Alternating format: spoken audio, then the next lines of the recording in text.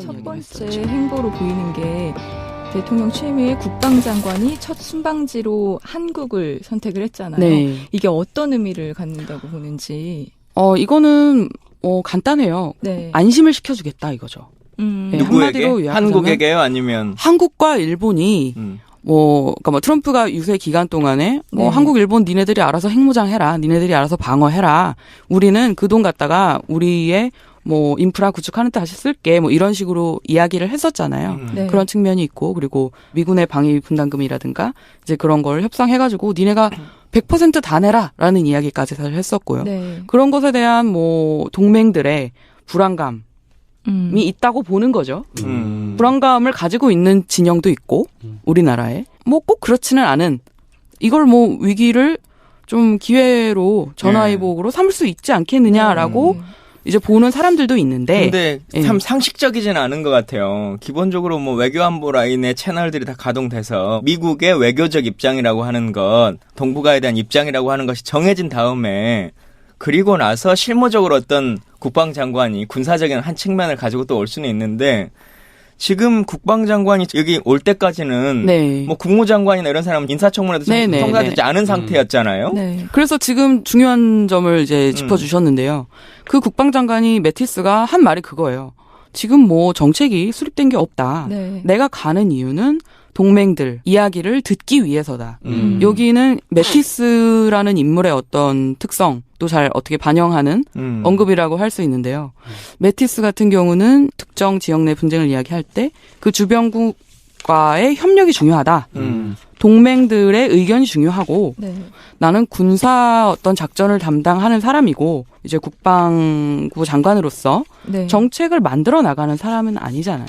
예, 그래서 나는 강성군대를 재건을 해서 이제 우리나라의 외교관과 정책 결정자들이 정책을 집행을 하는 과정에 있어서 그걸 군사력으로 받쳐주는 역할을 하는 거다. 이런 식의 발언을 했었고, 그러니까 자기 선을 잘 지키는 사람이에요. 예, 그래서 이 사람이 사드 해라, 니네 미국이 요구한다, 이런 식으로 하는 사람이 아니고, 그래서 사실 근데 우리나라 국가 원수가 조금 우리나라의 네. 이제 국방의 이익과 어떤 국가적인 전체적인 이익을 잘 대변하는 사람이 그 자리에 있었더라면 매티스에게 좋은 의견을 전달했을 수도 있잖아요. 예. 네. 그런 상황이 아쉬운 상당히 점이네요. 아쉽죠. 예. 기왕에 이제 말을 꺼내셨으니까 제임스 매티스라고 하는 이제 신임 국방부 장관이죠. 네. 트럼프 행정부의 첫 번째 지명받은 장관인데 네. 이분이 이제 한국에 온다고 하니까 우리 국방부에서 기자단한테 보도자료를 하나 보낸 게 있어요. 이분이 싫어하니까 이분의 별명을 부르지 말아라. 뭐예요? 별명이 미친 개거든요. 매드독인데 진짜 입지전적인 인물인 것 같긴 해요. 1969년에 해군에 입대를 해가지고 2013년 5월 달에 은퇴를 했거든요. 44년간 복무를 하는 과정에서 네. 걸프 전쟁, 아프가니스탄 전쟁, 그리고 이라크 전쟁에서 수많은 작전 등을 지휘했던 해군의 전설이라고 하는 분이거든요. 근데 네. 흔히들은 매드독, 미친 개라고 하는 별명을 가지고 많이 인식하고 있는데 그래서 처음에 이제 이분이 한국에 온다라고 하는 말이 나오니까 다들 염려 일색의 기사들이 네네. 쏟아져 나왔거든요. 네. 진짜 강한 발언들이 쏟아져 나올 거다. 미국 중심주의의 극단을 보여줄 거다라고 아유, 하는 네. 기사들이었는데 정확하게 좀 어떻게 판단하세요? 일단 그분이 그 미친 개라는 별명을 별로 좋아하지 않고요. 구글에 가셔서 제임스 매티스 쿼트 그 인용구 그거를 치면은 그분이 사실 명언 제조기예요. 그분이 했던 말이 쫙 뜨는데 미친 개라는 별명은 이제 그런 정황에서 나온 거예요. 그 사람이 전장을 누비면서 네. 이제 자기의 어떤 휘하의 부대원들을 격려하기 위한 그런 말을 하는 거 보면 굉장하다. 무섭다. 굉장한데 이런 느낌을 네. 받을 거예요. 이제 그런 측면에서 이제 미친 개다. 그런 별명이 붙은 건데요. 근데 네. 이 사람은 저도 이 사람의 상원 인준 청문회를 다 봤는데 굉장히 매력적인 인물이라고 느꼈거든요, 사실. 이 사람이 약간 되게 금욕적이고 네. 결혼도 안 했어요. 자식도 없고 되게 수도승이라는 별명도 있을 정도로 네. 굉장히 지적이고 책도 많이 읽은 사람이고 그리고 역사가고 이 사람이 말하는 거 보면은 그게 막 상원들이 일제히 다 나와서 환영하는 그런 분위기였어요. 이 사람을 청문회를 이제 네. 신문을 해야 되는데 그런 분위기가 아니고 어쨌든 예, 그런 여러 가지 측면이 있고 그 사람은 네. 현실주의 경향이라고 봐야죠. 전통적인 현실주의라고 하면은 네.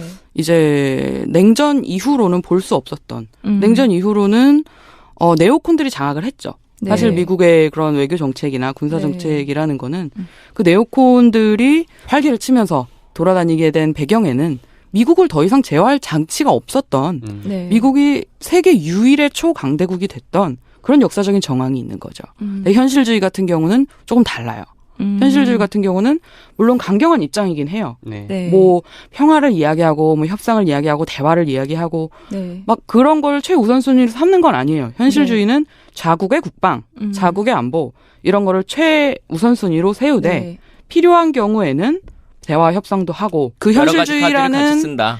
예, 현실주의라는 그런 경향이 꽃을 피게 된 건 아무래도 냉전을 거치면서 러시아, 그 당시 소련이죠. 소련과 이제 강대국들끼리 맞붙으면서 좀 서로 조심해야 되는 그런 상황. 누가 하나 잘못하면은 툭 도화선이 돼서 핵전쟁이 일어날 수 있는 네. 그런 측면에서 네오콘들보다 훨씬 합리적이라고 봐야죠. 예. 근데 그런 지점에서는 트럼프랑 현실주의자적인 것은 맞는 것 같은데, 네. 근데 이 사람은 공화당 진영의 전형적인 사람이잖아요. 메티스가요. 네, 그 점에서 좀 안 맞는 부분이 있지 않나요? 전략적인 메티스는 선택인가요? 당파적인 사람이 아니에요. 어. 그러니까 메티스는 일반적으로 좀 보수적인 사람들, 네. 일반적으로 좀 전통적인 미국의 가치 그런 걸 이제 좋아하는 사람들이 메티스를 좋아하는 건 맞아요. 네. 근데 메티스가 오바마 행정부와 어느 정도 의견의 차이가 있었던 것도 사실이에요. 네. 사실상 해임된 거잖아요. 그렇죠. 그런데 그러니까 플린처럼 이제 좀 망신스러운 방식으로 해임된 건 아니고요.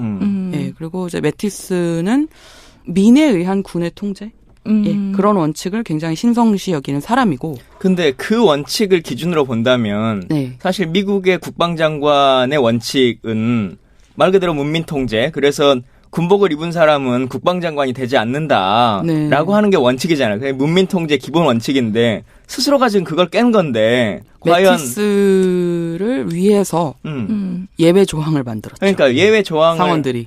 만들어서 그 통과시킨 거는 이해하겠는데 그건 상원의 입장이고 네. 본인이 민에 대한 국민 통제가 중요하다라고 하는 원칙을 갖고 있는 사람이었다면 네. 자기가 그 일을 하면 안 되는 거잖아요. 자기도 예상을 네. 못했다고 얘기를 하죠. 자기도 전혀 예상하지 못했다. 근데 트럼프 입장에서는 메티스가 굉장히 귀중한 자산이에요. 네. 자, 이 미친 개가 한국에 와 있는데 네. 한국 거쳐서 이제 일본 간다는 거잖아요. 근데 지금 이제 와 있는 동안에 청와대에서 대통령 권한대행, 그 총리도 만나고, 그 국방장관 만나고, 그리고 김관진 안보실장 만나고 이제 가겠다라고 얘기를 하고 있는데 어떤 얘기들을 좀 나오고 갈 것 같으세요? 예상했던 네. 그냥 안심시키기. 우리는 동맹이다. 한국을 끝까지 지킬 것이다. 뭐 그런 얘기를 실제로 했잖아요. 네. 그리고 이제 미리 예정대로 진행되고 있던 사드에 대한 네. 원론적인 입장, 네. 그런 원칙을 재확인하는 그런 취지의 방문이었던 거죠. 사드의 원론적인 입장이라고 하면 결국은 원래 원론은 12월 정도까지 배치한다라고 하는 거잖아요. 네. 근데 그러다가 갑자기 선거가 빨라지니까 빨리 해서 4월, 5월 달에 하겠다라고 하는 건데 네. 지금의 원론은 4월, 5월경을 말하는 걸까요? 12월을 말하는 걸까요? 오바마 행정부가 이제 퇴임하기 직전에 이제 이걸 서두르자라는 네. 이야기를 많이 했어요. 네. 좀 불안하니까 박근혜 정부가 이렇게 되었고 네. 그리고 야당 입장들은 좀 이렇게 다르긴 하지만 그래도 회의적이잖아요. 사드 네. 배치에 대해서. 그래서 오바마 행정부에서 사실 많이 서둘렀죠. 예. 그래서 구체적인 이야기는 사실 뭐 시점에 대한 이야기는 앞으로 또 지켜봐야 되지 않을까. 그런 목적으로는 볼 수 없는 거예요. 사드 배치를 이번 정권이 바뀌기 전에 어쨌든 확정해서 단도리 빨리 짓겠다. 추진해 가겠다. 그렇게 사드에 대해서 강한 드라이브를 가지고 있는지 네. 메티스가 아, 그리고 그거에 트럼프가 대해서는 그거는 아직 의심스러운. 잘 네. 모르겠어요. 이게 메티스 아까 개인의 성향으로 봤을 때 이러한 목적으로 왔을 것이다라고 예측을 하셨는데 이 미국의 국방장관이 아직 그 정부도 제대로 추스리지 못한 상태에서 방문한 게 이거는 뭐 트럼프의 의지라고 봐야 되는 거 아닌가요? 그렇게 풀이될 수도 있겠는데요. 네. 이제 국방장관으로서 트럼프가 하지 못하고 있는 그런 공백을 채워라.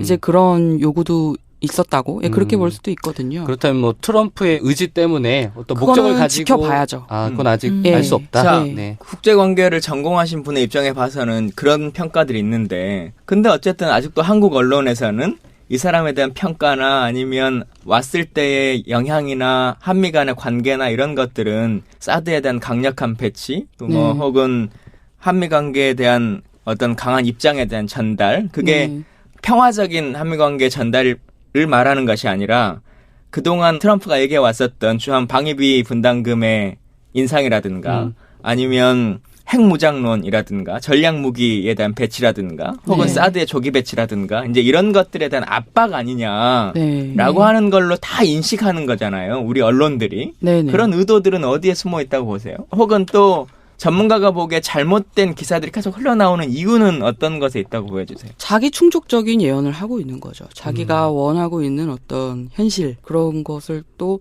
미국의 입장에 또 반영을 하는 건데요. 꼭 그렇다고 볼 수는 없는 게 상원 인준청문회에서도 사드에 관한 이야기가 나왔느냐 하면 아니거든요. 사드라는 단어조차도 안 나왔어요. 미사일 방어 체제에 관한 이야기는 전반적인 이야기는 나왔는데요. 좀 거칠게 얘기하자면 뭐 피해 의식이 있다, 뭐 이렇게 얘기할 수도 있는 거고. 언론의 부풀리기 보도가 좀 있고요. 그러니까 좀 사드를 어떻게 좀 해가지고 안보 국면으로 조금 돌파를 해보자. 이게 정치적 측면들이 너무 많이 담겨져 있는 상황인 거예요. 사드라고 하는 게. 앞서 말씀드린 것처럼 원래 사드의 주 배치는 올해 12월도 딱 있는 게 아니고 정해져 있었던 게 아니고 그냥 장기적으로 하겠다라고 하는 선언에 더 가까웠던 것이고 실제 미국의 예산서에 봐서도 별로 그 사드 예산이 많이 충족돼 있는 상황이 아니잖아요. 지금 담겨져 있는 예산이라고 하는 것은 자기들 사드의 유지관리비 정도의 수준에 거의 머물러 있는 것인데 왜 한국 언론들은 계속 이렇게 사드에 대한 것에 대한 목을 맬까라고 하는 걸 또 한번 생각해보면 이런 것이 좀 있는 것 같아요. 일단 첫 번째는 12월을 한다고 했다가 탄핵 국면이 되니까 4월, 5월에 땡긴다라고 하는 것 자체가 국방부가 이 문제를 특히나 사드라고 하는 이 무기체계에 대해서 안보적 측면이나 군사적 측면을 크게 중요하게 생각하지 않는다는 거예요. 그건 정치적 아이템으로 생각하는 거죠. 예를 들면 탄핵이 갑자기 기각됐다. 그러면 다시 12월로 연장시킬 겁니까? 전혀 그래야 되는 상황이 아님에도 불구하고 정치적 계속 이용하려고 하는 거죠. 이 정치적 이용이라는 건 뭐냐? 지난 4.11 총선 때, 4년 전 총선 때의 그림을 한번 생각해 보시면 그때는 제주 해군기지라고 하는 아이템을 가지고 정치적으로 활용했죠. 그래서 해군기지 현장에 분쟁이 일어나게끔 만듭니다. 그러면 그 자리에 직접 가는 후보가 있고 가서도 몸으로 막는 후보가 있고 멀리서 성명 하나를 발표하는 후보가 있고 아니면 주민들만 만나고 오는 사람이 있고 아니면 그걸 비난하는 후보가 있고 이제 이런 그림을 만들어내는 거거든요. 사실 사드도 마찬가지가 되겠죠. 이제 4월, 5월쯤에 선거 시기에 맞춰서 군사적 이유와 국방적 이유를 국방부가 스스로가 포기하고 정치적 아젠다로 이것을 끌어올려가지고 그게 이제 언론들이 계속 붐업을 시키고 있는 거잖아요. 그렇게 해서 성주 지역에 지금 사실 환경영향평가도 하나도 하지 않았고 부지에 대한 계획도 정확하게 나와 있지도 않은 이 지역에 갑자기 이제 군 포크레인이 한 10대 들어가는 거죠. 주민들은 난리가 날 거 아니겠어요? 그럼 이 상황에서 야당의 후보들이 처하는 입장이라고 하는 게 참 애매한 상황들이 초래돼요.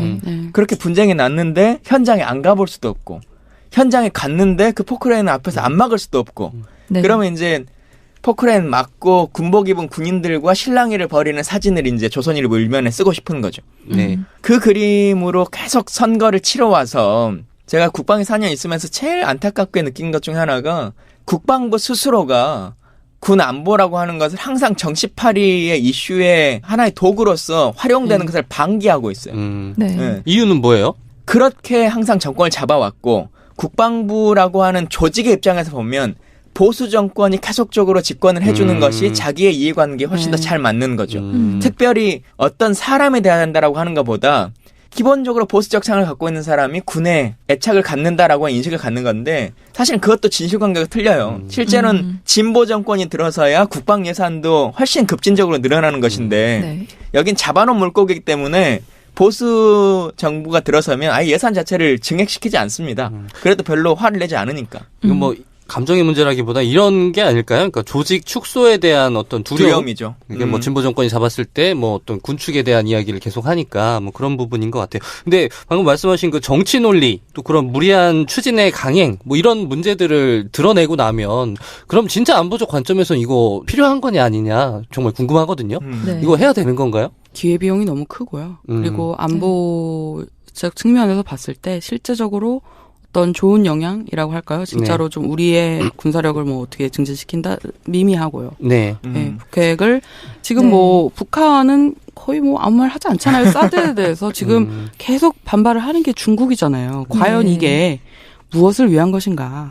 라고 생각을 해보면 미국이 정말 북핵에 대한 실효성을 갖춘 그것을 방해할 수 있는 그런 무기체제를 갖다 놓기 위해서 하는 것인지 아니면 2011년부터 계속 진행되어 왔던 아시아로의 귀환, 이른바 아시아로의 귀환, 그러니까 중국에 대한 군사적인 봉쇄라는 커다란 흐름에서 지금 호주, 뭐 일본 이미 MD 능력을 갖추고 있고요. 예, 아시아 전역 미사일 방어 체제의 일부로서 이제 급기야는 한국까지 오는 것이냐. 예, 그렇게 판단을 해야죠. 일단 관과 정책 결정자들이 정책을 집행을 하는 과정에 있어서 그걸 군사력으로 받쳐주는 역할을 하는 거다. 이런 식의 발언을 했었고, 그러니까 자기 선을 잘 지키는 사람이에요. 예, 그래서 이 사람이 뭐 사드 해라, 니네 미국이 요구한다, 뭐 이런 식으로 하는 사람이 아니고, 그래서 사실 우리나라 국가 원수가 조금 우리나라의 이제 국방의 이익과 어떤 국가적인 전체적인 이익을 잘 대변하는 사람이 그 자리에 있었더라면 메티스에게 좋은 의견을 전달했을 수도 있잖아요. 그런 상황이 상당히 아쉽죠. 예. 기왕에 이제 말을 꺼내셨으니까 제임스 매티스라고 하는 이제 신임 국방부 장관이죠. 트럼프 행정부의 첫 번째 지명받은 장관인데 이분이 이제 한국에 온다고 하니까 우리 국방부에서 기자단한테 보도자료를 하나 보낸 게 있어요. 이분이 싫어하니까 이분의 별명을 부르지 말아라. 뭐예요? 별명이 미친 개거든요. 매드독인데 진짜 입지전적인 인물인 것 같긴 해요. 이제 뭐 자기의 어떤 휘하의 부대원들을 격려하기 위한 그런 말을 하는 거 보면 굉장하다. 무섭다. 굉장한데 이런 느낌을 받을 거예요. 이제 그런 측면에서 이제 미친 개다. 그런 별명이 붙은 건데요. 이 사람은 저도 이 사람의 상원 인준청문회를 다 봤는데 굉장히 매력적인 인물이라고 느꼈거든요, 사실. 이 사람이 약간 되게 금욕적이고 결혼도 안 했어요. 자식도 없고 되게 수도승이라는 별명도 있을 정도로 굉장히 지적이고 책도 많이 읽은 사람이고 그리고 역사가고 이 사람이 말하는 거 보면은 그게 막 상원들이 일제히 다 나와서 환영하는 그런 분위기였어요. 이 사람을 청문회를 이제 신문을 해야 되는데 그런 분위기가 아니고 어쨌든 그런 여러 가지 측면이 있고 그 사람은 현실주의 경향이라고 봐야죠. 전통적인 현실주의라고 하면은 이제 냉전 이후로는 볼 수 없었던 냉전 이후로는 네오콘들이 장악을 했. 첫 번째 행보로 보이는 게 대통령 취임 후에 국방장관이 첫 순방지로 한국을 선택을 했잖아요. 이게 어떤 의미를 갖는다고 보는지. 이거는 간단해요. 안심을 시켜주겠다 이거죠. 누구에게? 한국에게요? 아니면 한국과 일본이 그러니까 트럼프가 유세 기간 동안에 한국, 일본 니네들이 알아서 핵무장 해라, 니네들이 알아서 방어해라. 우리는 그 돈 갖다가 우리의 인프라 구축하는 데 다시 쓸게. 이런 식으로 이야기를 했었잖아요. 그런 측면이 있고, 그리고 미군의 방위 분담금이라든가, 이제 그런 걸 협상해가지고, 니네가 100% 다 내라라는 이야기까지 사실 했었고요. 그런 것에 대한 동맹들의 불안감이 있다고 보는 거죠. 불안감을 가지고 있는 진영도 있고, 우리나라에. 꼭 그렇지는 않은, 이걸 위기를 좀 기회로 전화위복으로 삼을 수 있지 않겠느냐라고, 이제 보는 사람들도 있는데. 근데 참 상식적이진 않은 것 같아요. 기본적으로 외교안보 라인의 채널들이 다 가동돼서 미국의 외교적 입장이라고 하는 것, 동북아에 대한 입장이라고 하는 것이 정해진 다음에 그리고 나서 실무적으로 어떤 국방장관이 군사적인 한 측면을 가지고 또 올 수는 있는데 지금 국방장관이 여기 올 때까지는 국무장관이나 이런 사람은 인사청문회도 통과되지 않은 상태였잖아요.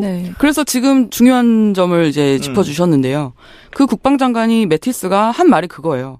지금 정책이 수립된 게 없다. 내가 가는 이유는 동맹들 이야기를 듣기 위해서다. 여기는 메티스라는 인물의 어떤 특성도 잘 어떻게 반영하는 언급이라고 할 수 있는데요. 메티스 같은 경우는 특정 지역 내 분쟁을 이야기할 때 그 주변국과의 협력이 중요하다. 동맹들의 의견이 중요하고 네. 나는 군사 어떤 작전을 담당하는 사람이고 이제 국방부 장관으로서 네. 정책을 만들어 나가는 사람은 아니잖아요.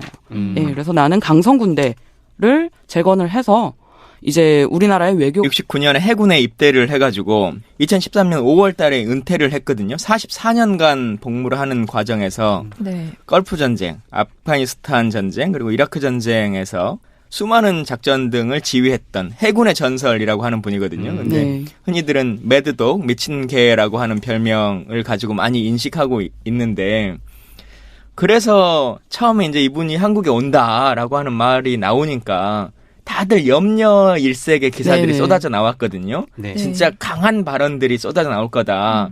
미국 중심주의의 극단을 보여줄 거다라고 하는 네. 기사들이었는데 정확하게 좀 어떻게 판단하세요? 일단 그분이 그 미친 개라는 별명을 별로 좋아하지 않고요. 구글에 가셔서 제임스 매티스 쿼트 그 인용구 그거를 치면은 그분이 사실 명언 제조기예요. 그분이 했던 말이 쫙 뜨는데 미친 개라는 별명은 이제 그런 정황에서 나온 거예요. 그 사람이 전장을 누비면서 네.